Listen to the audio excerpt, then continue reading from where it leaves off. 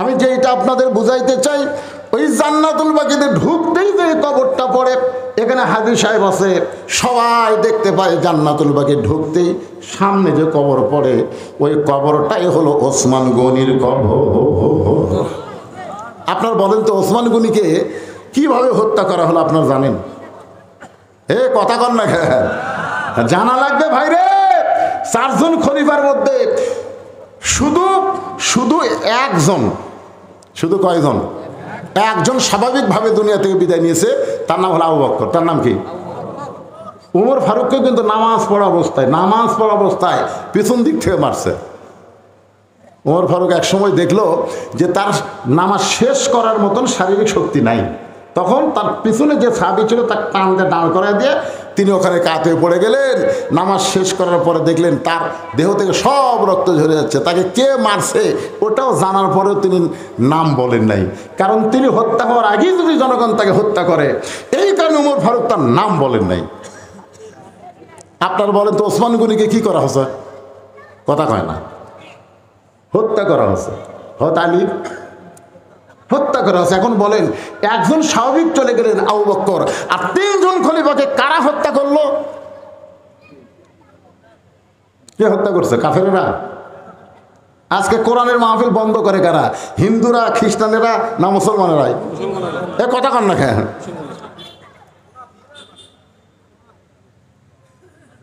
আপনার বাংলাদেশে কোনোদিন দেখছেন হিন্দুদের হরিবাসর বন্ধ হচ্ছে? কথা কন না কেন? হরিবাসর বন্ধ হচ্ছে? খ্রিস্টানদের কোনো অনুষ্ঠান বন্ধ হচ্ছে? ইহুদির কোনো অনুষ্ঠান বন্ধ হয়েছে? কিন্তু আমাদের বক্তারা কোরআনের মাহফিল করে, একদল করবার চায় আর একদল বাধা দেয়। জনগণের কথা ঠিক কিনা?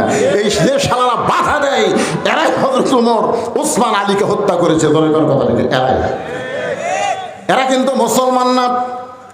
আল্লাহ কোরআনে বলেছেন, ওয়ামিনান নাসি মান ইয়াকুলু আমান্না বিল্লাহি ওয়া বিল ইয়াউমিল আখিরি ওয়া মা হুম বিমুমিনিন। আল্লাহু আকবার। আপনারা কি বিরক্ত হচ্ছেন? আমার কথাকে বুঝতে পারতেছেন? বর্তমান বিশ্বের প্রেক্ষাপটে একটু গুরুত্বপূর্ণ আলোচনা মনোযোগ দিয়ে শুনবেন।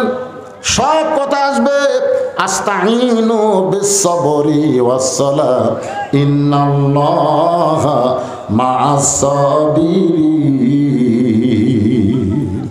এখন যে কবরটা সবার সামনে পড়ে সেই কবরটা হলো ওসমান গনির কবর। নবীর 4 জন খলিফার মধ্যে 4 জন গুরুত্বপূর্ণ সাহাবীর মধ্যে 2টা আছে নবীর সাথে, 2 জন আছে নবীর সাথে। নবীর পাশে কয়জন? তার নাম কি? আবু বকর আর উমর। আবু বকর, কথা কয় না। আবু বকর আর উমর রবি দাফন হওয়ার পরে রওজার মধ্যে আবু বকর আয়েশাকে বলেছিল, মা তোমার ঘরের মধ্যে আল্লাহর নবী, আমি একটু নবীর সঙ্গে থাকতে চাই। আয়েশা বলে, বাবা আপনি হিজরতে নবীর সঙ্গে ছিলেন, গারে সুরের মধ্যে নবীর সঙ্গে ছিলেন, আপনি চলে যাওয়ার পর নবীর সঙ্গে থাকবেন, আমার কোনো আপত্তি নাই। কারণ মেয়ের ঘরের মধ্যে বাবা আর স্বামী ঘুম পাড়তেছে। সুবহানাল্লাহ। উমর ফারুক যখন আহত হলেন মসজিদের মধ্যে, তখন আব্দুল্লাহ ইবনে উমরকে বললেন, আব্দুল্লাহ রে, আমি তো যে কোনো মুহূর্তে দুনিয়া থেকে বিদায় নিব, মা বাবা একটু মা আয়েশার কাছে বল, আমি একটু নবীর পাশে থাকতে চাই। আব্দুল্লাহ এসে মা আয়েশাকে বললেন, মা আল্লাহ নবীর পাশে আপনার বাবা ঘুমায় আছে, আমার বাবা একটু ঘুমাবার চায়। আয়েশা বললেন, না, আমার বাবার পাশে আমি থাকতে চাই। স্বামী বাবার কাছে থাকতে কোনো অসুবিধা? জোরে কোনো অসুবিধা? কিন্তু ওই জায়গায় যদি ওমরকে রাখা হয় তাহলে আমি আয়েশার থাকতে পারবো না। আমি থাকবো কোন জায়গায়? আমি সারা জীবন নিয়ত করেছি আমার স্বামীর পাশে থাকবো, কিন্তু আমার বাবার অনুরোধকে আমি ফেলতে পারি নাই। এখন বাবা স্বামী তার পাশে আমি থাকতে ইসলামেও কোনো নিষেধ নাই। দেখেন দুনিয়া থেকে বিদায় নেওয়ার পরেও তারা খেয়াল করে। আব্দুল্লাহ বলতেছে, আমার বাবার বোনের বর্ষাত নবীর পাশে একটু থাকতে চাই। আয়েশা বলতেছে, আমি অনুমতি দিবার পারলাম না। ওমর ফারুক কাছে আব্দুল্লাহ গিয়ে বললেন, বাবা মা আয়েশার কাছে যখন আপনার থাকার কথা বললাম, মা আয়েশা অনুমতি দিল না। ওমর ফারুক বলতে, তাহলে আমি মরে যাওয়ার পর পৃথিবীর যেখানে পারিস আমাকে কবর দে, আমার কোনো আপত্তি নাই। ওমর ফারুক যখন দুনিয়া থেকে বিদায় নিলেন, এমন সময় আয়েশা বুঝতে পারলেন আল্লাহর নবী মাঝে মধ্যে বলতেন, আমার পরে কেউ যদি নবী হতো লাউ কানা ওমর, আল্লাহ ওমরকে নবী বানাই নাই, নবী হওয়ার সব যোগ্যতা ওমরকে দান করেছে। আয়েশা খুবই কাঁদলেন, ওমর ফারুকের দেহের পাশে, লাশের পাশে গিয়ে কাঁদলেন। যে মানুষটা ইসলামের জন্য এত ত্যাগ স্বীকার করেছে, যেই মানুষটা ইসলামকে অর্ধ পৃথিবী পর্যন্ত বিস্তৃত করেছে, সেই মানুষটা আমার বাবার কাছে থাকবে, আমার স্বামীর কাছে থাকবে, আমি আপত্তি করি না, দরকার আমি থাকবো বাহিরে, আমি ওমরকে থাকতে জায়গা দিবার চাই। জোরে করো সুবহানাল্লাহ। ডান পাশে আবু বকর, বাম পাশে ওমর, মাঝখানে আল্লাহর নবী। একটু খেয়াল করবেন, আল্লাহর বান্দার একজন ওসমান গনি জান্নাতুল বাকিতে, আর একজন হযরত আলী কিন্তু মদিনায় নাই, তার কবরটা হলো ইরাকে। আমার কথা কি বুঝতে পারলেন? আগে ছিল দামেশ, বর্তমান ইরাক হয়ে গেছে। এখন ওসমান গনির কবরের পাশে আমি দাঁড়ালাম, হাজী সাহেবও দাঁড়াইছে। যারাই দাঁড়াইছে তারাই বুঝতে পারে, দাঁড়ানো মাত্র তারা দেহ থরথর করে কম্পন শুরু হয়ে যায়। ওসমান গনির কবরে ছোট্ট একটা পাথরে খোদাই করে লেখা আছে ওসমান গনি। এই গনি মানে হলো ধনী। আল্লাহ কোরআন কারিমে বলেছেন, আল্লাহ গানিয়ুন ওয়া আনতুমুল ফুকারা, আমি আল্লাহ হচ্ছে ধনী, বাদ বাকি সবাই ফকির। রাসূল বলেছেন, ইল্লা উসমানু গানিয়ুন, দুনিয়াতে একজন ধনী আছে, তার নাম হল ওসমান। সমস্ত সাহাবের বলে, ইয়া রাসূলুল্লাহ, ওসমান কেমনে ধনী হলো? রাসূল বলেন, তাহলে শোনো। একদিন আমি নবী বসে আছি, এমন সময় একজন সাহাবী এসে আমাকে বলে, ইয়া রাসূলুল্লাহ, আজকে কয়েকদিন হলে খাই নাই, যদি পারেন আল্লাহর রাস্তায় আমাকে একটু সহযোগিতা করেন। সঙ্গে সঙ্গে নবী এইভাবে জুব্বা তুলে দেখালেন। সাহাবী তাকায় দেখে নবী ক্ষুধার জ্বালায় পেটে পাথর বাঁধে বসে আছে।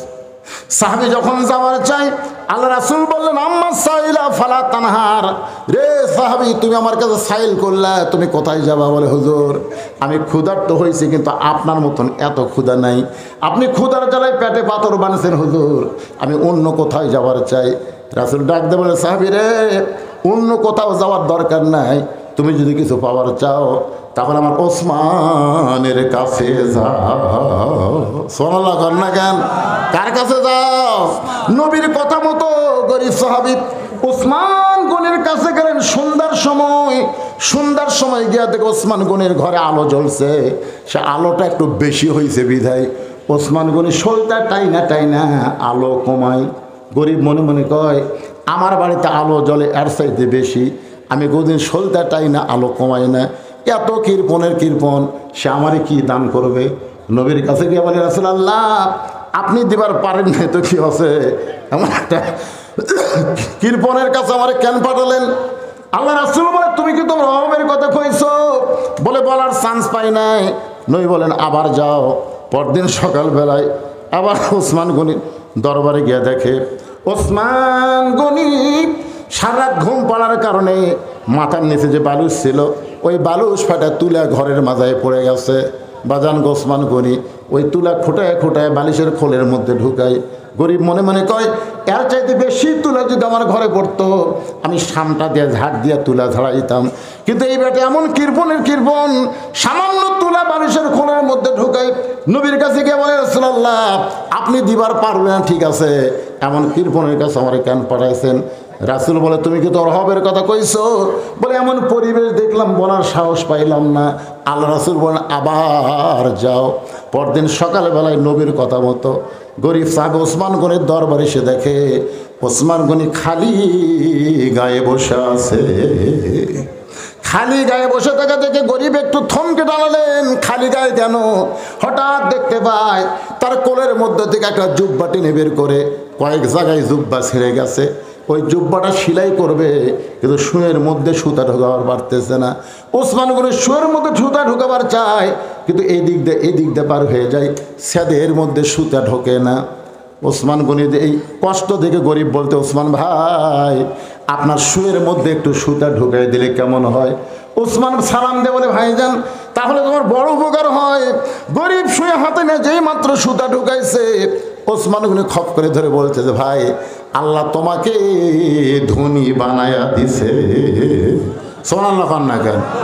গরিব কয়, ঠাট্টা করেন মিয়া, দেখো তোমার চোখ আমার চাইতে ধনী, কত কষ্ট করতেছি, সুয়ের মধ্যে সুতা ঢোকার পারতেছি না, আর সুইটা হাতে নিয়েই তুমি ঢুকাই দিলে।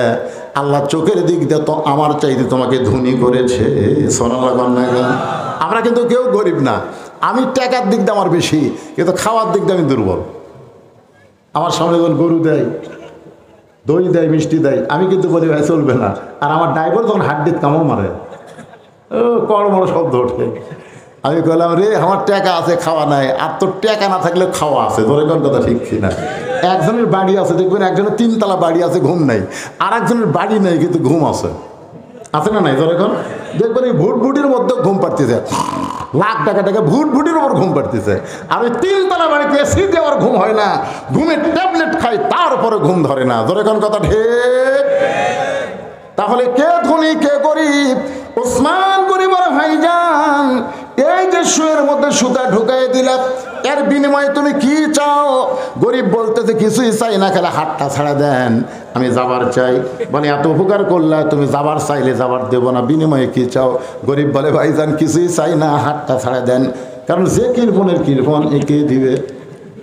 কিছুই যখন চায় না, তখন ওসমান বললেন ম্যানেজার। ম্যানেজার দৌড়ে এসে বলে হুজুর আমারে ডাকলেন। বলে তোমরা কি করো? এই ভাইটা আমার শুয়ের মধ্যে সুতা ঢুকাই দিছে, এর বিনিময়ে একে 100টা উট দিয়ে দাও। যেই বলছে 100 উট দিয়ে দাও, গরিব বলে হুজুর আপনি পাগল নাকি? সামান্য শুয়ের মধ্যে সুতা ঢুকাইলাম, এর বিনিময়ে আপনি 100 উট দিবেন। ওসমান গরিব বলে ম্যানেজার আমার ভাইকে 200 উট দিয়ে দাও। গরিব বলে হুজুর আপনি কি বলেন? সামান্য সুয়ের মধ্যে সুতা ঢুকাইলাম, এর বিনিময়ে 200 উট দিবেন। ওসমান বলে ম্যানেজার ওই ফার্মের মধ্যে কত উট আছে? বলে 2000-এর বেশি। বলে সব উট আমার ভাইকে দিয়ে দাও। গরিব জোর হাত করে বলে হুজুর আর বাড়াবেন না, আর বাড়াবেন না। সামান্য সুয়ের মধ্যে সুতা ঢুকাইনি যদি 2000 উট দেন, তাহলে পরপর আমি 3 বার কি দেখলাম? বলে কি দেখছো তুমি? বলে প্রথম দেখলাম আলো বেশি হয়েছে বলে আলো কমাইলেন, তারপরে দেখলাম বালুস পাড়ে তুলা পড়ে গেছে, সেই তুলা খোলের মধ্যে ঢুকালেন। তারপরে দেখলাম পাঞ্জাবি নিজেই সেলাই করবেন, এত সম্পদ আল্লাহ দিছে, তারপরও একটা সেলাই করা পাঞ্জাবি পরবেন। এত সম্পদ আল্লাহ আপনাকে দিছে, তারপরও আলো আপনি কমান। এত সম্পদ দেওয়ার পরে সামান্য তুলা বের হতে, সেই তুলা বালুসের খোলের মধ্যে ঢুকান। ওসমান কান্দার বলে ভাইজান তুমি 3 বার যে 3টা জিনিস দেখেছো, এই 3টার নাম হলো দুনিয়া, আর তোমার যেইটা দিলাম এইটার নাম হলো আখিরাত। এই দুনিয়ার আলোর দরকার ওসমানের নাই, এই দুনিয়ার বালিশের দরকার ওসমানের নাই, এই দুনিয়ার ভালো পাঞ্জাবির দরকার ওসমানের নাই।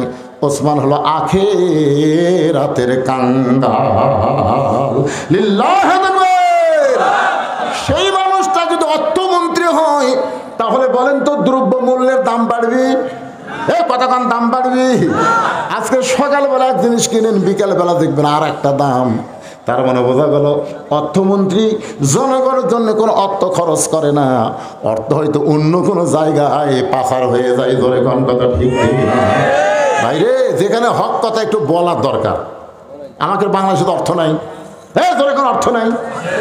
একজন নেতা কিন্তু বলেছিল যে এক সময় বাংলাদেশ দুর্ভিক্ষ হবে। দুর্ভিক্ষ বাংলাদেশে হবে না, যেই দেশের ওপর দিয়ে পাখি উড়ে গেলে পায়খানা করলে 7 দিন পর একটা করে গাছ হয়, যে দেশে এখানে ধান পুঁতে ঠিকালেই ধান হয়। ধরে কোনো কথা ঠিক কিনা? সেই দেশে দুর্ভিক্ষ হবে? আমাদের দেশে দুর্ভিক্ষ হবে না। আমাদের দেশে অভাব হতে পারে, দ্রব্যমূল্যের দাম বাড়তে পারে, হয় প্রতিবেশী ভারত না হয় পাচার। জোরে কোন কথা ঠিক কিনা? হয় ভারত নয় পাচার। আমাদের ছেলেরা একটা কাশের ওষুধ, যার দাম হলো 13 টাকা, সে ফেন্সিল কিনা খায় 500 টাকা। আমাকে বলে হুজুর এত অভাব দেশে চলতেছে, এখন পাগলা হচ্ছিস। আগে একটা গরু সকালবেলা জব করলে বিকেলবেলা গোস্ত বেচতে লাগতো। আমার এলাকায় একটা গরু যদি সকালে জব করে, বিকেলবেলায় পর্যন্ত গোস্ত বেচা হয় না। ডাক দেখায় হুজুর গোস্ত বহু বাচ্চা নেবেন? হ্যাঁ ফ্রিজ নাই তো। না ফ্রিজ আসলো না। আর এখন গোস্ত গরু জবক করেই বুঝলেন 1 ঘন্টা পরে যা দেখবেন নাই। তাহলে মানুষ তো অভাবত নাই রে ভাই। জিনিসের দাম বাড়লে কি মানুষের হাতের টাকা আছে? তোর কথা ঠিক কিনা? এখন টাকা কুট থেকে আসতেছে আল্লাহ ভালো জান। যে কোনো লোক দেখবেন ভ্যান চলা খায়, টাকা যখন বার করে 2-4টা 500 টাকার কাছে দেখা যায়।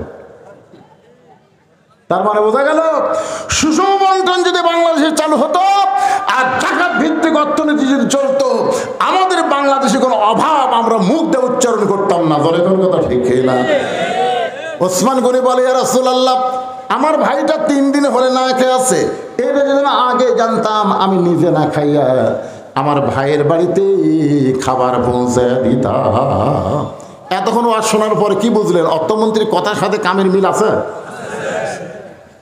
আল্লাহ রাসূল বললেন, সাহাবী, আজকে তুমি বসা বসায় নামাজ পড়ো, আজকে তুমি বসা বসায় নামাজ পড়ো। নামাজ শেষ হলে তুমি ওসমানের কাছে যাবে। ভাই এই কথার একটু গুরুত্ব দিয়ে শোনেন।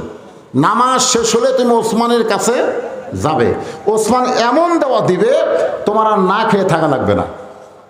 3 দিন হলে না খাওয়ার কারণে দুর্বল হয়ে গেছে, উঠতে পারতেছে না, কোনো মতে ওসমানের কাছে যাবে, ওসমান এমন দেওয়া দিবে তোমার আর না খেয়ে থাকা লাগবে না।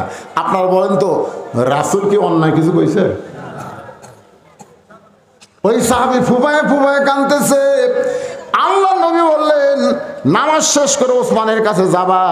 এই কথা শুনে শুনে তুমি জোরে কান্দো কেন? সাহেব বলে, রাসূলুল্লাহ, এখন পর্যন্ত আমার ঈমান বলতেছে ইয়্যাকা না'বুদু ওয়া ইয়্যাকা নাস্তাইন, আমি আল্লাহর ইবাদত করে আল্লাহর কাছে সাহায্য চাই। ও আল্লাহর নবী, আমি না খেয়ে থাকাকে ধৈর্য মনে করে আল্লাহর কাছে পাবো, এই বিশ্বাস যখন আমার কলিজার মধ্যে আছে, যতদিন বিশ্বাস থাকবে কলিজায়, আমি না খেয়ে খেয়ে মারা যাব, কিন্তু আমার আল্লাহকে বাদ দিয়ে আমি ওসমানের কাছে যাব না। আপনারা বুঝবার পারলেন না? বুঝবার পারলে সুবহানাল্লাহ সবার মুখ দিয়ে বাড়াতো। কি বলছে কোন? কয়দিন হলো না খেয়ে আছে? আরো 10 দিন যদি না খেয়ে থাকি আমার ধৈর্য ফুরাইনি। এখন আমার অন্তরে ধৈর্য আছে।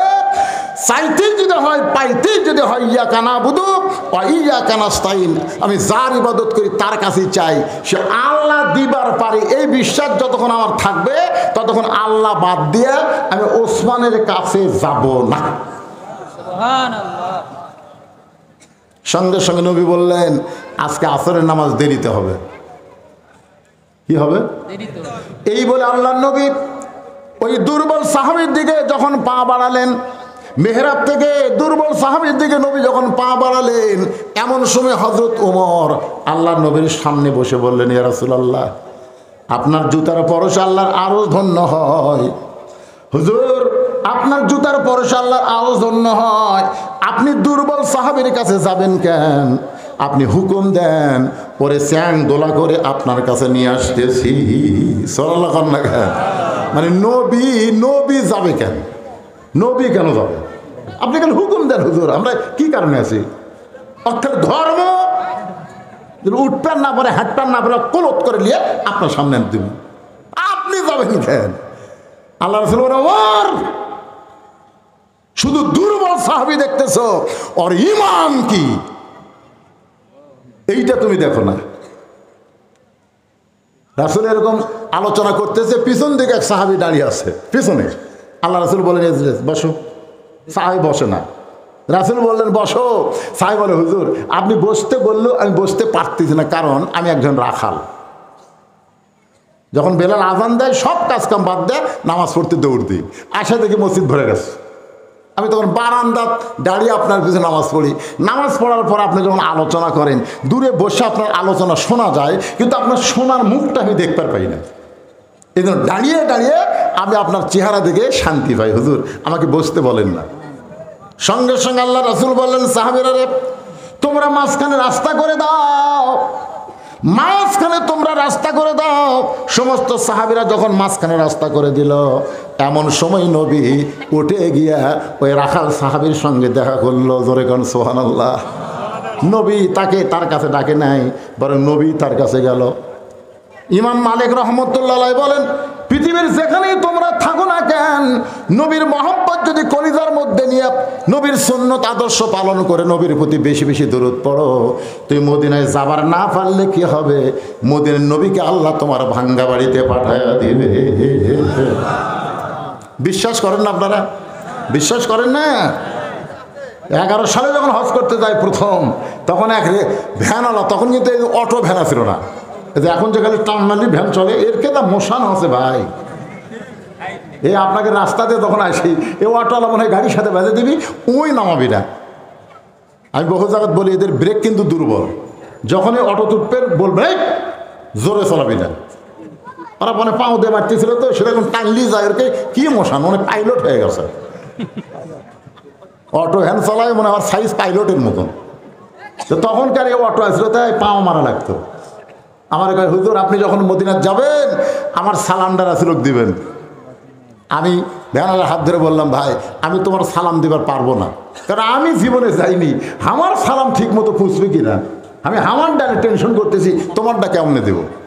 ভ্যানালা রাগ করে বললো হুজুর এইটা যদি চেয়ারম্যান বলতো, কোনো ধনী লোক বলতো তাহলে আপনি এরকম মুখের উপর জব দিতেন। ঠিক আছে হুজুর যান। আমি তখন ভ্যানালার হাত ধরে বললাম ভাই তুমি জীবনে মদিনা যাওয়ার পারবে কি পারবে না সেটা আল্লাহ ভালো জানে, কিন্তু মদিনার মানুষটা যদি তোমার কাছে আসে। ভ্যানালা বলে হুজুর আমি মদিনা যাওয়ার পারবো না, মদিনার মানুষটা আমার কাছে কেমনে আসবে। আমি বললাম ভাইজান 5 ওয়াক্ত নামাজ জামাতে আদায় করবা, 5 ওয়াক্ত নামাজ জামাতে আদায় করো, আর ঈশার নামাজ পড়ার পরে তুমি যখন বিছনায় যাবা পেশাব পায়খানা করো যা করো, করার পরে তুমি ওযু করবা। পবিত্র অবস্থায় এখানে ঘুমালে হবে না, ওযু করা লাগবে। ওযু করার পরে আমি একটা দরুদ শিখাই দিলাম, জাযাকাল্লাহু আন্না মুহাম্মদ, জাযাকাল্লাহু আন্না মুহাম্মদ 41 বার তুমি পড়বা। আর একটা দরুদ পড়বা আল্লাহুম্মা সাল্লি আলা মুহাম্মাদিন ওয়াসিলাতি ইলাইকা। এই দরুদটা পড়ে আয়াতুল কুরসি পড়ে তোমার বুকে ফুঁক দিয়ে তুমি ঘুমাইবা। আমার বিশ্বাস অল্প দিনের মধ্যে নবীর সঙ্গে তোমার দেখা হবে। বিশ্বাস করেন আমি যে ওরে নবী দেখার পদ্ধতি বলে দিলাম, আমি কিন্তু নবীরে দেখতে পাইনি, আমি নবীরে দেখতে পাইনি, কিন্তু ওরে বলে দিলাম, ও আমার কথাটা এমন বিশ্বাস করলো আমল করতেছে। আমি তো হজ করবার গেলাম, হজ করে যখন বাড়িতে আসলাম, বাড়িতে আসার পরে আমার 5 মিনিট বাজার একটা অফিস ছিল, অফিসের মধ্যে গিয়ে বসেছি, দেখি ওই লোকটা 1 কেজি মিষ্টি নিয়ে আমার সামনে হাজির। আমি বললাম ভাইজান আমি আজ 3-4 দিন আগে হজ করে আসলাম, তোমার বাড়িতে গেলে তোমাকে জমজমের পানি খিলাতাম, তোমাকে খুরমা খেজুর দিতাম, না পারলে একটা জায়নামাজ তসবিহ দিতাম, তোমার বাড়িতে না যায় তোমার অফিস আইছো কেন? বলে হুজুর বাড়িতে গেলে আপনি মনে করবেন আমি একজন লোভী, গরিব মানুষ অভাবী হতে পারে কিন্তু তাদের আত্মবোধ আছে, জোরে কোন ঠিক কিনা, এই জন্যে আমি আপনার বাড়িতে যাই না, বাড়িতে গেলেই মনে করবেন কিছু পাওয়ার জন্য আইছে। আমি বললাম ভাইদের 1 কেজি মিষ্টি কেন? বলে মিষ্টি আনার কারণ হলো হুজুর আপনি একটু ওঠেন। আমি যেই মাত্র উঠলাম আমাকে বুকের মধ্যে নিয়ে বলে হুজুর গো এ পর্যন্ত আপনি হজে যাওয়ার পর এ পর্যন্ত 3 বার আমি নবীর সঙ্গে দেখা হয়েছে। আমি লোকটাকে বুকের মধ্যে নিয়ে বললাম ভাই রে আমার টাকা থাকার কারণে আমি মদিনায় গেছি, নবীর রওজায় সালাম দিছি, আমার সালাম নবী উত্তর দিল কেন আমি শুনতে পাই নাই। আর নবীর মহব্বতের আমল করার দরুদের আমল করার কারণে নবীর সঙ্গে 3 বার তোমার দেখা হয়েছে। নবী যদি রাখালের কাছে যাইতে পারে, ইমাম মালিক বলেন নবীর সুন্নত আদর্শ আমল করো, নবীর দাড়িটা তোমার চেহারার মধ্যে রেখে দাও। যুবকেরা শোনো, নবীর সুন্নতের মধ্যে যত সুন্নত আছে সবচেয়ে দামি সুন্নত হলো দাড়ি রাখা। জোরে কর কি রাখা, কথা কর না কেন? একজন মেয়ে আমাকে বলতে হুজুর আমার স্বামী তো খুবই সুন্দর, আমি যখন বাইরে যাই রাস্তার মেয়েরা খালে আমার স্বামীর দিকে টক লাগে তাকা থাকে, হুজুর আমার স্বামীর দিকে অন্য মেয়েরা দেখবে আমার ভালো লাগে না। তো এমন কোনো দোয়া আছে যেটা আমল করলে মেয়েরা আমার স্বামীর দিকে তাকাবে না? আমি তখন বললাম মা তোমার স্বামীকে চাচা বানাও। যে চাচার কথা কইছি বুঝতে পারে হুজুর আপনি একটা আলেম মানুষে স্বামীর চাচার কথা বল। আরে পাগলি তোমাকে চাচা কবার করছি, তোমাকে চাচা বানাবার করছি। আমি নিয়ম শিখে দিলাম, ওই নিয়মে স্বামীকে পাও ধরে হোক হাত ধরে হোক দাড়ি রাখাইছে, এখন দাড়ি 4 আঙ্গুল লম্বা হয়ে গেছে। ও এখন স্বামী নিয়ে যখন রাস্তায় যায় একটা মেয়ে মানুষ ওর স্বামীর দিকে তাকায় না। 2-1 বলে চাচা কেমন আছেন, তখন মেয়ে কয় আলহামদুলিল্লাহ। মেয়েরা যদি আমার স্বামী চাচা কয় তাহলে আর শয়তানও আছে দিতে পারবি না, তোর কথা কন না কেন? আমার মায়েরা যারা পর্দার অন্তর আছেন, যদি পর নারী থেকে আপনার স্বামীকে বাঁচাবার চান তাহলে স্বামীকে চাচা বানান। ধরে কন কি বানান? অনেক ছেলেরা কয় হুজুর আমি তো দাড়ি রাখতে চাই কিন্তু আমার বউ কে রে বউ পর্দার মধ্যে থাকে খালি খিলখিল করে হাসতেছে। হুজুর তো অরিজিনালি কথা কইছিলেন। আমি মা বোনদের বলবো আমার সর্বনাশ করেন না। নবীর সুন্নত দাড়ি যখন মুখে থাকবে ওই লোকটা কোনো মেয়ের দিকে তাকাবারও পারবে না। যখনই তাকাবার যাবে তখন তার ইমান বলবে তোর মুখে দাঁড়িয়ে আছে, তুই নিজের বউরে দেখ, পরের বউরে দেখিস না। জোরে কার কথা ঠিক কিনা? নবীর সুন্নত টুপি মাথায় দিবেন। অনেকে হয়তো বলবেন হুজুর আমার না হয় টুপি নাই দাড়ি নাই, তাই বলে কি আমি নবীকে ভালোবাসি না? এটা মিথ্যা কথা। যার মুখে দাড়ি নাই, মাথার টুপি নাই, নবীরে ভালোবাসে, এটা সম্পূর্ণ ভুয়া। এটা কিন্তু মিথ্যা কথা। আপনারা বলেন যে লোকটার মুখের দাড়ি নাই, মাথার টুপি নাই, ওই নবীকে ভালোবাসে, এটা বিশ্বাস করা যাবে? এক বোতলের মধ্যে মধু আছে, উপরে সাদা কাগজে লাল কালি দিয়ে লেবেল দিয়েছে 20, ভিতরে কি বাইরে লেখা আছে কি 20। এখন বলেন তো বাইরের 20 দেখার পরে কেউ মধু মনে করে মুখ ধরবে? ওরে বাবা 20 রে, ওরে বাবা 20 রে। তার মানে কি বাহিরেও যা ভিতরেও তাই, বাহিরেও যা। তোমার লেভেল যদি 20 হয় আর তুমি বলবো আমার মধ্যে মধু আছে, এটা সম্পূর্ণ ভুয়া। আপনার বলেন তো যত দোকান আছে, দোকানে সাইনবোর্ড অনুযায়ী ভিতরে মাল আছে না নাই? কথা কন না কেন, কথা কন না কেন? সাইনবোর্ড দেখে তো আমরা এটা ওষুধের দোকান, এটা তেলের দোকান, এটা কসমেটিকের দোকান। তো আজকে আপনার সাইনবোর্ড কি কয়? সাইনবোর্ড হলো টুপি আর দাড়ি, সাইনবোর্ডই ঠিক নেই। মন খারাপ করছেন? ওরে লাভ নাই। নবীর সুন্নত আমল করবেন। একটু মনোযোগ দাও, ওয়াজের শেষের দিকে চলে গেছে ভাইজান, একটু মনোযোগ দিয়ে শুনবেন। আস্তাইনু বিসসবরি ওয়াসসালাহ ইন্নাল্লাহা মা'আস সাবিরিন। আল্লাহর কাছে যদি আমরা পাওয়ার চাই তাহলে কয়টা জিনিস লাগবে? দুইটা ধরে কোন কয়টা? একটা হলো ধৈর্য আর একটা হলো নামাজ। আজকে আপনাদের অনেকের ধৈর্য, আমি দেখলাম যখন উঠছি তখন 11:15, এখন বাজতে 12:30। তার মানে বোঝা গেল 1.25 ঘন্টা ধরে আপনার ধৈর্য নিয়ে কথাবার্তা শুনতেছেন। সুবহানাল্লাহ। বাগান গো আল্লাহ রাসূল বললেন, ওমর তুমি শুধু দুর্বল সাহাবী বলতেছো, একটাবার নজর করে দেখো, একটাবার নজর করে দেখো আমি কি জন্য নবী মেহরাব থেকে দুর্বল সাহাবীর কাছে যাই। এটা যদি দেখবার চাও তাহলে নজর করো। জোরে কান কি করো? এই জোরে কান কি করো? দুই চোখ দিয়ে দেখা যাবে না, দুই চোখ দিয়ে দেখে আমরা ভুল করতেছি। দুই চোখ দিয়ে দেখা যাবে না, একবার চোখ বন্ধ করেন, চোখ বন্ধ করেন। আচ্ছা আপনার কি বিরক্ত হচ্ছেন? আর কি আদায় আছে? তাহলে কত বড় গুরুত্বপূর্ণ কথা, দুই চোখ দিয়ে দেখা যায় না রে। দুই চোখ দিয়ে ভুয়া ভুয়া, দুই চোখ দেখতেছে এটা কার বাড়ি, এটা কার বউ। আর চোখ বন্ধ করে দেখেন, বাড়ি ঘর দেখা যাবে না, অন্ধকার কবর দেখা যাবে। জোরে তো কথা কন না কেন? হুজুর এটা আমার বাসা, হুজুর এটা আমার বাসা। আমি শুধু বলছি ভাই এ বাড়ি বানাতে কত টাকা লাগছে? আমার কয় আপনি মূর্খ নাকি, এটা বাড়ি তো কি বলা লাগবে? বলে এই বাসা বানাতে কত খরচ আছে, তাই কন? আপনি বাসাও বোঝেন না, বাড়িও বোঝেন না। আমি তখন তার সামনে একটা গান গাইলাম, এপারে তোর বসত বাড়ি, ওই পারে তোর বাসা। যত কোটি টাকা দেয় তুমি বাসা তৈরি করো, এটা তোমার হলো বসত বাড়ি। ধরে কোন কি বাড়ি? এপারে তোর বসত বাড়ি, ওই পারে তোর বাসা। ভব দরিয়ায় পাড়ি দিতে কেমনে করলি আশা। এপারে তোর বসত বাড়ি, ওই পারে তোর বাসা। মুসলমানের দুনিয়ার বাড়িটা হলো বসত বাড়ি, আর জান্নাত হলো তার বাসা। জোরে কণ্ঠে আপনারা বলেন তো, যে লোকটা নওগাঁ শহরে বাসা বানাতে, বোঝানোর জন্য বলতেছি, ওই লোকটার একটা বাড়ি আবার এই কি বল রামরাইপুর একটা বাড়ি আছে। মাঝে মধ্যে রামরাইপুর আসে, মাঝে মধ্যে আসে। তো গ্রামের লোকজন বলছে ভাই আসছেন যখন আজকে যাবার দেবো না। তখন না না ভাই রে, আমার বাসার জ্বালাই ভাই রে, বাসার জ্বালাই ভাই। আর মিয়া তোর বসত বাড়ি নেই, ওই মিয়া বাড়ির মাঝে মধ্যে আসা যায়, থাকা যায় না। থাকবার গেলে বাসার যাওয়া লাগে। ধরে কথা কর না কেন? নওগাঁ শহরে যারা বাসা বানাছে তারা এই গ্রামের বাড়িতে এসে থাকবার চায়। তা আমাদের দুনিয়ার বাড়ি হলো বসত বাড়ি রে, আর আমাদের আসল বাড়ি হলো জান্নাত।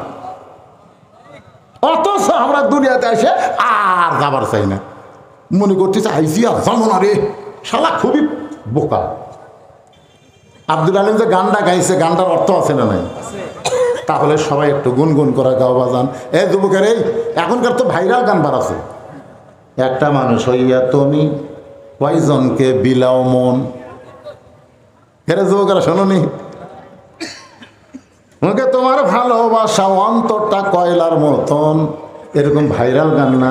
এই গানটা হলো সারঞ্জিত গান, সব সময় গানটা চলবে। যদি বুঝতে পারেন তাহলে গানের সাথে সাথে আপনার চোখের মধ্যে পানি চলে আসবে। সবাই গুনগুন করে বলো, এপারে তোর বসত বাড়ি, ওই পারে তোর বাসা, ভবদরিয়ায় পাড়ি দিতে, ভবদরিয়ায় পাড়ি দিতে কেমনে করলি আশা, এপারে তোর বসত বাড়ি, ওই পারে তোর বাসা, লাভ করিতে আইসারে ভবে হইলারে বেদিশা, রতন কাঞ্চন বদল দিয়া কিলনি তামাশিসা। আল্লাহ বলেছেন, আল্লাহ রাসূল বলেছেন, আর দুনিয়া মাযরাতুল আখিরা, দুনিয়া হচ্ছে আখিরাতের আবাদযোগ্য একটা জায়গা। আখিরাতের কোন আবাদ না করে তুমি দুনিয়ার বাড়ি ঘর নিয়ে ব্যস্ত থাকলে লাভ করিতে আইসারে ভবে হইলারে বেদিশা, রতন কাঞ্চন সোনার যৌবন বদল দিয়া, সোনার যৌবন বদল দিয়া কিল্লা তামাশিসা, মরণ কালে কানবে তুমি কিছুই যাবে না। ধরে কোন ঠিক কিনা ভাইজান? একটু মনোযোগ দেন।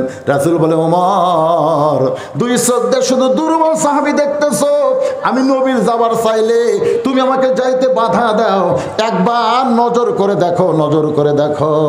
আল্লাহ রাসূল বলেছেন, ইত্তাকু ফিরাসাতাল মুমিনিনা ফাইন্নাহু ইয়ানজুরু বিনুরিল্লাহ, মুমিনদের নজরকে, দৃষ্টিকে তোমরা ভয় করো, কারণ তোমরা তোমাদের মতন দেখে না, তারা যা দেখে আল্লাহর নূর দিয়া দেখে।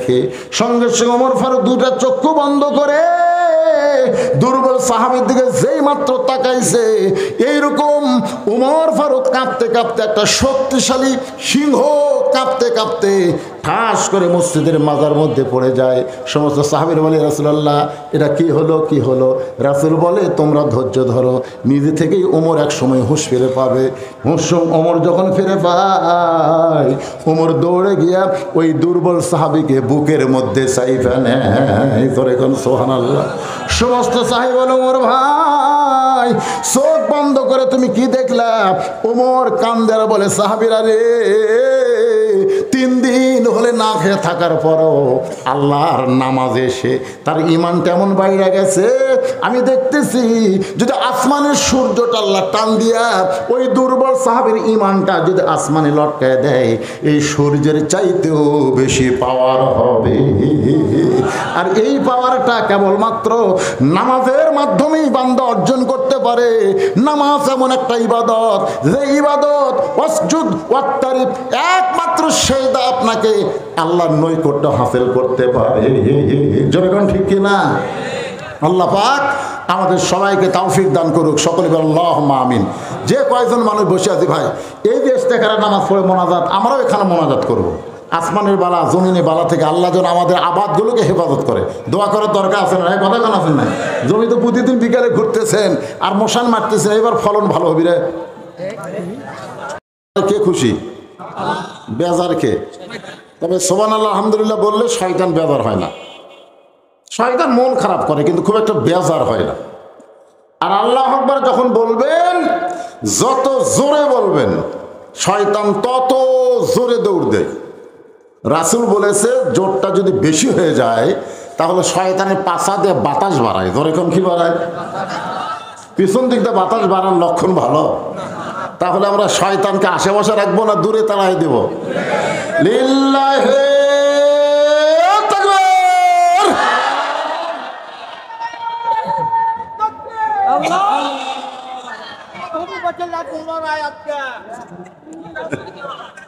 আলহামদুলিল্লাহ, আমরা আল্লাহর প্রশংসা করব, কৃপণতা করব না সব সময়। যদিও বাংলাদেশে বর্তমানে মুসলমানদের একটু কষ্ট, ফরিদপুর মধুখালীতে হিন্দুদের মন্দিরে আগুন লাগলো, মুসলমানদেরকে সন্দেহ করে তাদের 3 জনকে হত্যা করা হলো।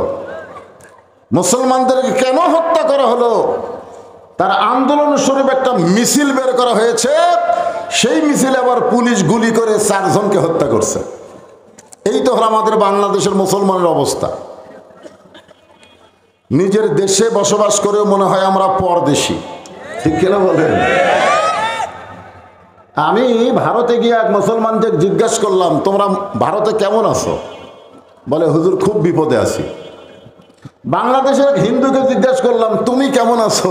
বলে, মায়ের কোলে আছি। আমাদের বাংলাদেশে হিন্দুরা থাকে মায়ের কোলে, আর ভারতে মুসলমান বিপদে থাকে। তারপরেও বাংলাদেশের মুসলমানদের হত্যা করা হচ্ছে একটাই মাত্র কারণ, আমাদের মধ্যে ঐক্য নাই, আমাদের মধ্যে মিল নাই, আমাদের মধ্যে মহব্বত নাই। এই রমজান মাস গেল, মনে হয় একটা ফেতনার মাস শুরু হয়েছিল, ফেতনার মাস, জোরে কোন ঠিক কিনা? এই 8 রাকাত আর 20 রাকাত নিয়ে, লাইলাতুল কদর নিয়েও ফেতনা। আমরা যখন এরকম ফেতনা নিয়ে ব্যস্ত থাকি, তখন কাফের বেঈমানেরা নাকে তেল দিয়ে হাসে, মুসলমানদের ঐক্য ফাটল ধরানোর চেষ্টা করে। আজকে আমি আপনাদের সামনে মসজিদ কেন্দ্রিক, মসজিদের উন্নয়ন বলতে কি বোঝেন? হ্যাঁ, মসজিদে যখন মুয়াজ্জিন আজান দেয়, আজান দেওয়ার সাথে সাথে যারা আওয়ামী লীগ, বিএনপি, জাতীয় পার্টি, জামাত, যে দলই করুক না কেন, যারা নামাজ পড়ে, আপনার বলেন তারা কি আলাদা আলাদা মসজিদ খোঁজে?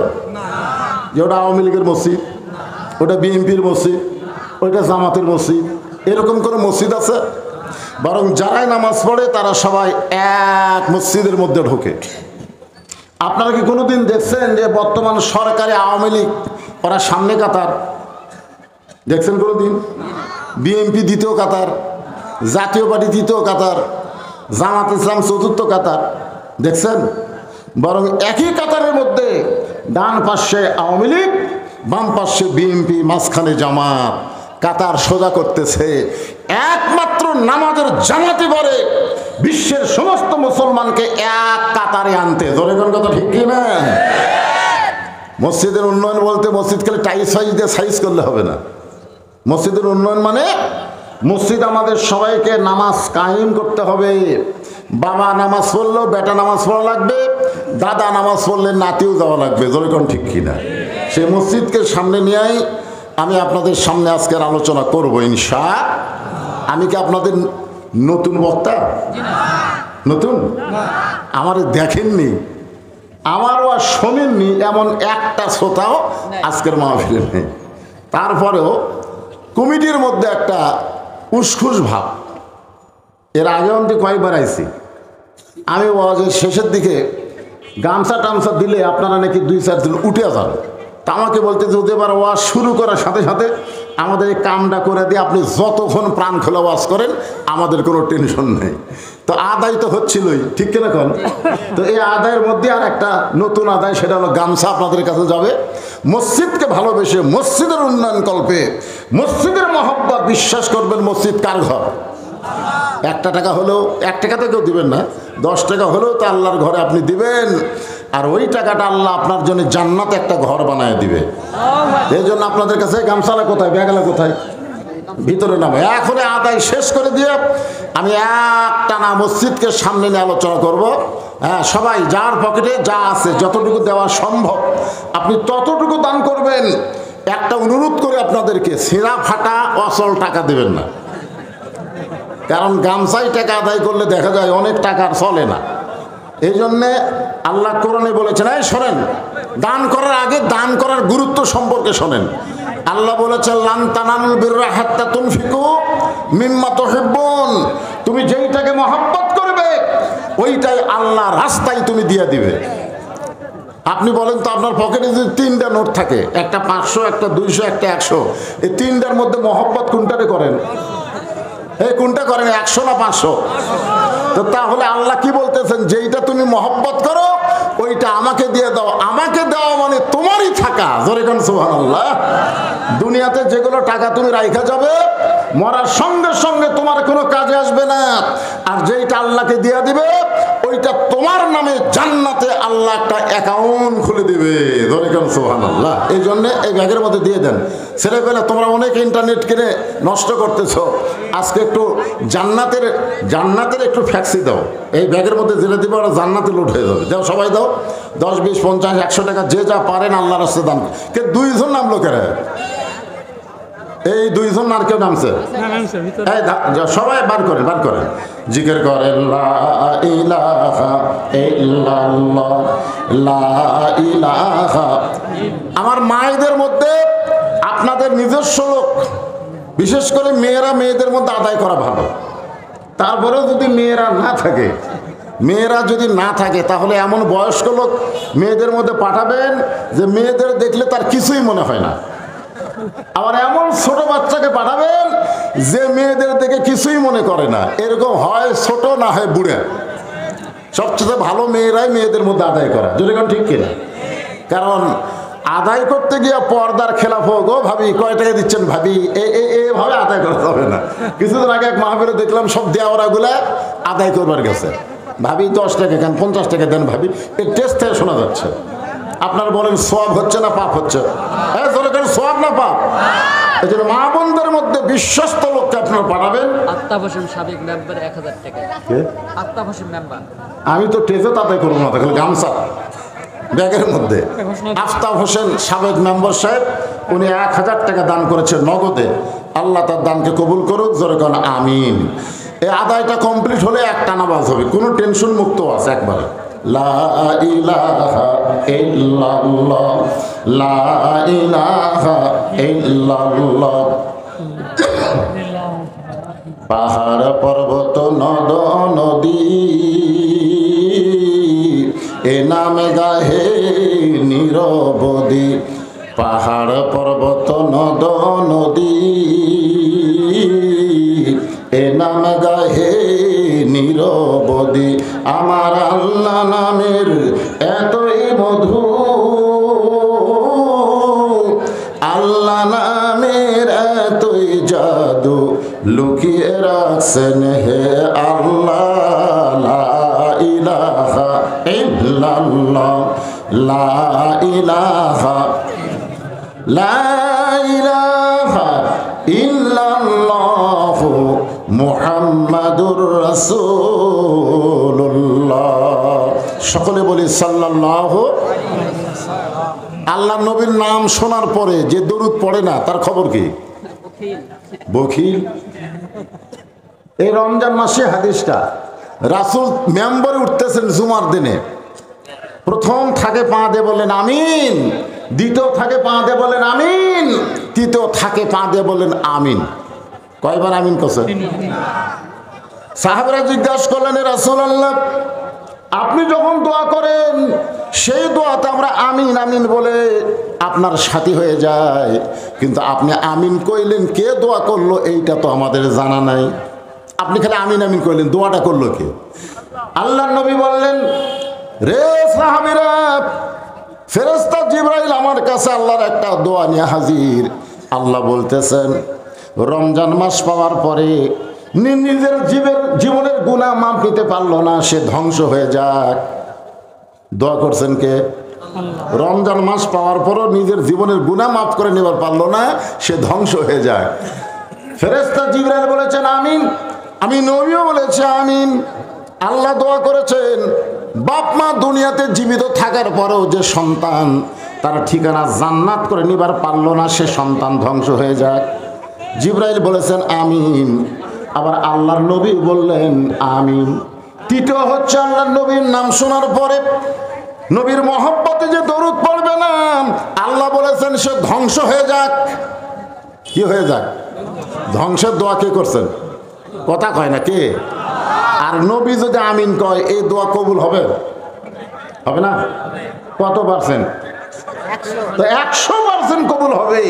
নবীর নাম শোনার পরে মুখে দরুদ আসতেছে না, যখনই নবীর নাম মুহাম্মদ রাসূলুল্লাহ সঙ্গে সঙ্গে সাল্লাল্লাহু আলাইহি ওয়াসাল্লাম। আদায় শেষ, এখন আলোচনা চলবে। আল্লাহ তাআলা বলতেছেন ইয়া আইয়ুহাল্লাযীনা আমানু। এইদিকে হইচই করে কেন? এই বাবা চুপ। হ্যাঁ, মাইকের সাউন্ডটা তুমি দেখো একরের যেন হয়। গত রাত্রেও তো এই মাইক ওয়াজ করছে নাকি? এইটাই তো একই লাগতেছে। খালি চ্যান চ্যান করে কানত বাজতেছে। কানত বাজে কেন? বক্তার কানে চ্যান চেনে আসলে কাম হবে? আল্লাহ বলতেছেন, ইয়া আইয়ুহাল্লাযীনা আমানু, যারা আমাকে বিশ্বাস স্থাপন করেছো।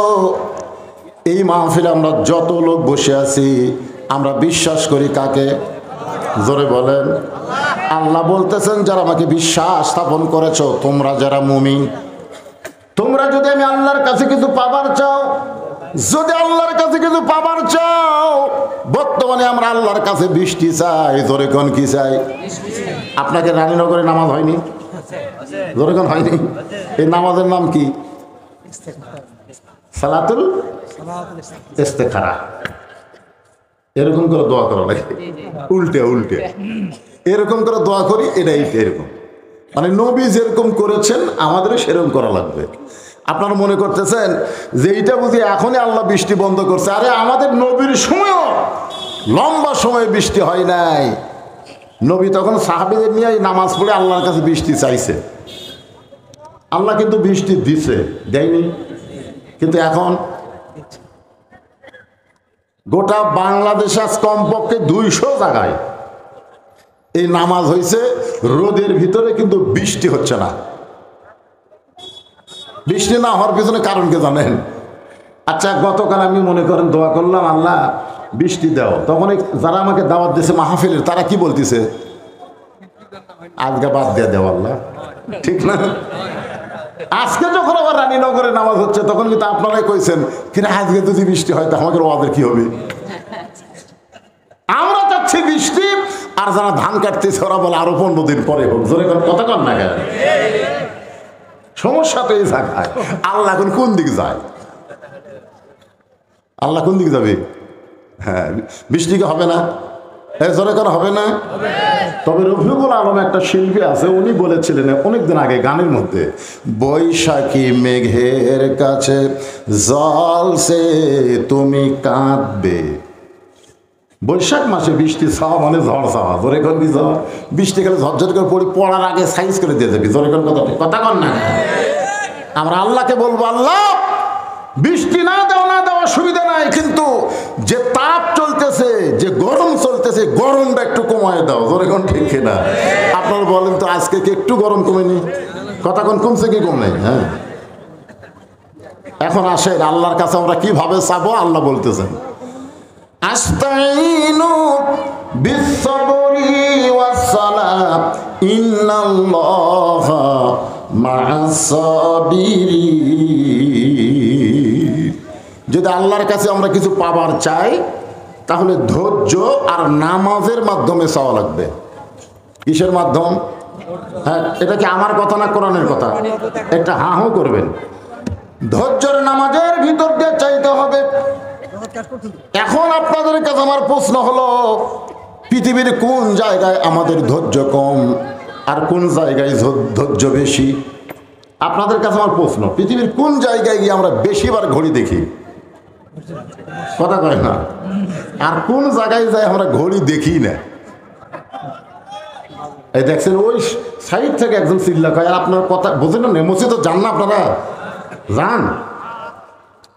আপনারা বলেন তো, পৃথিবীর মধ্যে শ্রেষ্ঠ জায়গার নাম কি? আর সবচাইতে খারাপ জায়গার নাম কি? দেখছেন, সবচাইতে খারাপ জায়গায় যায় আমরা ঘন্টার পর ঘন্টা আড্ডা গুলি মারতেছি, একবারও ঘড়ি দেখি না। আর মসজিদের মধ্যে ঢুকে 5 মিনিট পরে জামাত হবি, 10 বার ঘড়ি দেখছি। জোরে কোন কথা ঠিক কিনা? ভাই আর কয় মিনিট? আজ ঘড়ি লড়তেছে না ভাই, আজ ঘড়ি। আর যেই মাত্র মসজিদ থেকে বার হয়ে বাজারে গেছে, চা স্টলের মধ্যে সমানে চা খাচ্ছে না লজিন খাচ্ছে। চার মালিক ভাবতেছি বসে, তা উঠে না গেলে একবারে ঘড়ি দেখতেছে না। দুনিয়ার সবচাইতে খারাপ জায়গায় আমাদের ধৈর্য আছে, আর সবচাইতে ভালো জায়গায় আমাদের ধৈর্য কম। আল্লাহ বলেছেন, কিছু যদি পাবার চাও খালি নামাজ দিয়ে হবে না, নামাজের সঙ্গে ধৈর্য লাগবে। ধরে কোন কি লাগবে? নামাজের সঙ্গে ধৈর্য লাগবে। আর চাইতে হবে কেবলমাত্র আল্লাহর কাছে। আল্লাহ ছাড়া অন্য কারো কাছে চাওয়া যাবে না। চাইতে হবে কেবলমাত্র কার কাছে? তাহলে আমরা সবাই বলি ইয়াকা নাবুদু, সবাই বলেন ইয়াকা নাবুদু ওয়া ইয়াকা নাস্তাঈন। গলার তাবিজ দিয়ে আমার কাছে এনে বলতেছে, হুজুর ছেলেটা বিছানায় পেশাব করে, একটু দোয়া করে দেন। আমি বললাম তাহলে গলাত কি? এই তাবিজ। তাবিজ কেন? হুজুর তাবিজ গলাত দিলে রোগ ব্যাধি সব দূর হয়ে যায়। আমি বললাম তাবিজ যদি গলায় থাকে ওরে আর ঝাড়ফুঁক দিয়ে কাম হবে না, তাবিজ খোলো তারপরে দোয়া হবে। জোরে করে কথা কন না গে? যতদিন পর্যন্ত আপনি বলবেন আল্লাহ লাগে হিল্লাও লাগে, ততদিন পর্যন্ত আপনার নামাজ আল্লাহর দরবারে কবুল হবে না। যেদিন থেকে ইমান বলবে আল্লাহ লাগে হিল্লা লাগে না, সেদিন চাওয়া মাত্র কবুল হবে। জোরে কোন কথা ঠিক না? এখন আপনারা বলতেছেন হুজুর কবুল যদি হয় তাহলে কি হলো? আপনারা বলেন তো, দুনিয়া কি ক্ষণস্থায়ী, আখেরাত কি চিরস্থায়ী। এখন ক্ষণস্থায়ীতে যদি আল্লাহ কবুল না করে, যে চিরস্থায়ীতে তোমাদের কবুল হবে, তাহলে আমাদের লাভ হলো না লস হলো? যেরকম লাভ না লস? আমরা দুনিয়াকে প্রাধান্য দেই, দুনিয়াতে সুখ শান্তি কামনা করি, দুনিয়াতে আল্লাহ কষ্ট দেয়, তখন বলে আমার দোয়া কবুল হয়নি। আমি আপনাদের বোঝানোর জন্য বলতেছি, যে বাচ্চা কিছুই বোঝে না সেই বাচ্চা মায়ের কাছে কাঁদতেছে। রাস্তা দিয়ে একজন আইসক্রিমওয়ালা কন না বরফওয়ালা কন, আইসক্রিমওয়ালা যাচ্ছে আর বলছে আইসক্রিম, 1 টাকার দুধমালা আইসক্রিম। তখন ছোট বাচ্চা দৌড়ে গিয়ে মায়ের কাছে কাঁদতেছে, মা 1 টাকা দাও আইসক্রিম খাবো, 1 টাকা দাও আইসক্রিম খাবো। মা দেখতেছে এই যে গরম পড়ছে, এই গরমের মধ্যে বাচ্চা যদি আইসক্রিম খায় তাহলে সর্দি গরমি হবে। জোরে করে কি গরমি কথা কম? আপনার বলেন তো মায়ের দয়া বেশি না কম? জোরে কম বেশি না কম? বাচ্চার কিন্তু ভবিষ্যৎ ভালো দেখে এই আইসক্রিম খাতে মজা লাগবে, 1 টাকার আইসক্রিম খাতে মজা লাগবে, কিন্তু খাওয়ার পর থেকে নাক দিয়ে পানি পড়বি, চোখ দিয়ে পানি ঝরবি, সন্তানের জ্বর আসবে। এই জ্বর এবং সর্দি না লাগানোর জন্য মা 1 টাকা দিচ্ছে না। এখন আপনারা বলেন সন্তানের উপরে মায়ের দয়া কম না বেশি? কিন্তু সন্তান ভাবতেছে আমার মাও কিরকম, 1 টাকা দেয় না রে, ধুলে হাত গড়াগড়ি খাচ্ছে, ধুলে হাত গড়াগড়ি খাচ্ছে। মা 1 টাকা দেয়নি, মা বলে যতই ধুলাত গড়াগড়ি খা, কিছুক্ষণ পরে তো গোসল করাতে অসুবিধা নেই, কান্দে কান। ইতিমধ্যে বাবা আইছে, কি আইছে? বাবা এসে বলতেছে আমার একমাত্র সন্তান ধুলায় গড়াগড়িতে কান্দে কেন? মা বলতেছে আইসক্রিম খাবে, 1 টাকা চাইছে, আমি দেইনি তাই কান্দতেছে। বাবা পকেট থেকে 500 টাকা লোট বার করে বলতেছে যা বাক্স কেনা খা, তাহলে একটা না গোটাল বাক্স কেনা খা। আপনারা বলেন তো, বাবা যে 500 টাকা দিচ্ছে সন্তানকে আর মা যে 1 টাকা দেয়নি, আপনারা বলেন তো দয়া বেশি কার? বাবা 500 টাকা দিচ্ছে তাও দয়া নেই, কারণ সন্তানের নাক দিয়ে তখন ভেড় ভেড়ি বের হবে, তখন কিন্তু বাবা খালি বলবে বাবা কিন্তু একবারও নাক মুছা দিবে না, মায়ের কাছে পাঠিয়ে দিবে। তোর এখন কথা ঠিক না?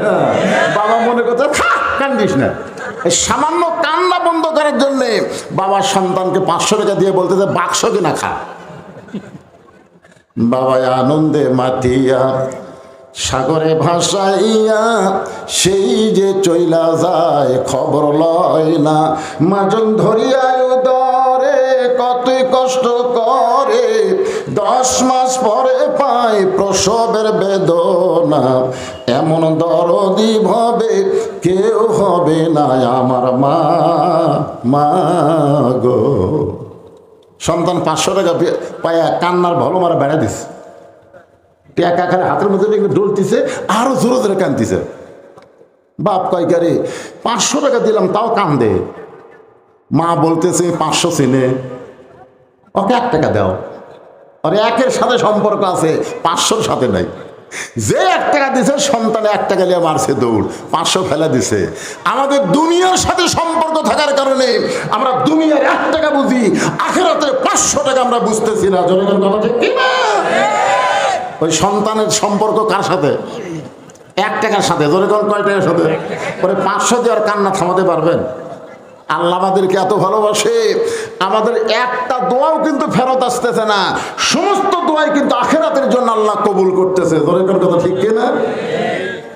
অনেকে বলতেছে আল্লাহ দিচ্ছে না রে, আল্লাহ মায়ের চাই তো বেশি দয়া করে, যে সামান্য 2 দিনের দুনিয়া, সেই দুনিয়ার তো দিয়া লাভ কি রে? তুই দুনিয়াতে টাকা পেলে, গাড়ি পেলে, সহায় সম্পত্তি পাইলে তুই দুনিয়ার পাগল হবি, আমি আল্লাহকে ভুলে যাবি। এই জন্য তোর দোয়া দুনিয়াতে কবুল না হয়ে তোর আমি কষ্টে রাখবো, আর যত কষ্টে রাখবো তত তুই আমার কথা মনে করবি। তোর কোন কথা ঠিক কি না? এই জন্য আল্লাহ কোরআনে বলেন, ওয়ালা নাবলু ওয়ান্নাকুম বিশাইইম মিনাল খাউফি ওয়াল জুই ওয়া নাকসিম মিনাল আমওয়ালি ওয়াল আনফুসি ওয়াস সামারাতি ওয়া বাশশিরিস সাবিরিন। এই ভাই ওদিকে চাই আছে কেরা, ওদিকে কি দেখে? আপনারা মনে করতেছেন এই কালো মানুষের দিকে চাই থেকে লাভ নাই? এই যে জোরে জোরে কথা বলতেছে ভাই, কেন সামনে ভিতরে ওটি হবে? মাশাআল্লাহ। শোনেন, আমি যতই কালো হই না কেন, আলেম বিশ্বাস করে আমার চেহারার দিকে তাকায় থাকেন, আল্লাহ আপনাদের জীবনের সগীরা গুনাহ মাফ করে দিবে। রাস্তাঘাটের দিকে তাকান না ভাইজান, আগামীকালই রাস্তাঘাট দিয়ে পাবেন, হামাকার পাবেন। তো যে কথাটা বলতেছি, বর্তমান বিশ্বের প্রেক্ষাপট, বাংলাদেশের পানি বন্ধ, দুবাই বন্যা, যেখানে 10 বছরে 1 ফোঁটা পানি পড়ে না, সেই জায়গায় বন্যা হলো। আর যেখানে বৈশাখের মাস শুরু হলেই কাল বৈশাখী শুরু হয়, সেই দেশে কোনো খবরই নেই, এটা কোন মাস যাচ্ছে, ঝড় নাই, ঝাপটা নাই, গাছের পাতা পর্যন্ত লুটতেছে না। তোর কোন কথা ঠিক কিনা? তো এই জন্যই তো এটাকে সামনে নিয়ে মসজিদকে উপলক্ষ করে আপনাদের সামনে আলোচনা। একটু মনোযোগ দিয়ে শুনবেন। আল্লাহ বলতেছেন, আস্তাঈনু বিস-সাবরি ওয়াস-সালাহ। আমি আল্লাহর কাছে যদি কিছু পাবার চাও, তাহলে 2টা মাধ্যম লাগবে, একটা হলো ধৈর্য আর একটা হলো নামাজ। এই নামাজের মধ্যে ধৈর্য যদি না কাটে, তাহলে কিন্তু আপনার আল্লাহর কাছে চাওয়া কবুল হবে না, ধড়পড় করলে হবে না। আসুন নামাজ কারে কয়? নামাজটার নাম হলো আসরের নামাজ। জোরে বলেন, কোন নামাজ? যিনি আজান দিলেন তার নাম হলো হযরত বেলাল ইবনে রেবাব। ইসলামের যিনি প্রথম মুয়াজ্জিন, তার নাম হযরত বেলাল। আল্লাহ নবী বলেছেন, এ লাইলাতুল মিরাজ এমন একটা জায়গায় গিয়া আমি একটু শঙ্কিত হলাম, আমি একটু ভয়ভীত হয়ে গেলাম। এই জায়গায় আমার সঙ্গে কে আছে? আমি একলা একলা সামনে চলতেছি, হঠাৎ আমি দেখতে পাই আমার সামনে দিয়া বেলাল হেঁটে যায়। নবী চমকে গেলেন। যেখানে কোনো ফেরেশতা আসার ক্ষমতা নাই, সেই জায়গায় আমার বেলাল আমার সামনে দিয়ে হাঁটে।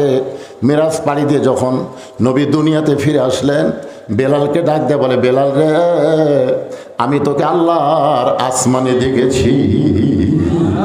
বেলাল কান্দের বলে, রাসূলুল্লাহ, আমি আছি দুনিয়ায়, আমাকে আসমানে কেমনে দেখলেন?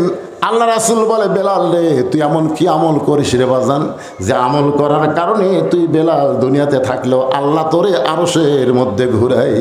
বেলাল কান্দার বলে, রাসূলুল্লাহ, আমি সবসময় পবিত্র হয়ে থাকতে ভালোবাসি। অজু যাওয়ার সঙ্গে সঙ্গে অজু করে নেই, আর যখনই অজু করি তখন শুকরিয়াতান 2 রাকাত নামাজ পড়ি। একদিন রাসূল বললেন, বেলাল তুই একটু আমার কাছে আইতো। বেলাল যখন নবীর কাছে গেলেন, নবী দাঁড়িয়ে গেলেন, বলে, বেলাল রে, আমরা 2 জন দাঁড়াইলে লম্বা কে বলতো দেখি?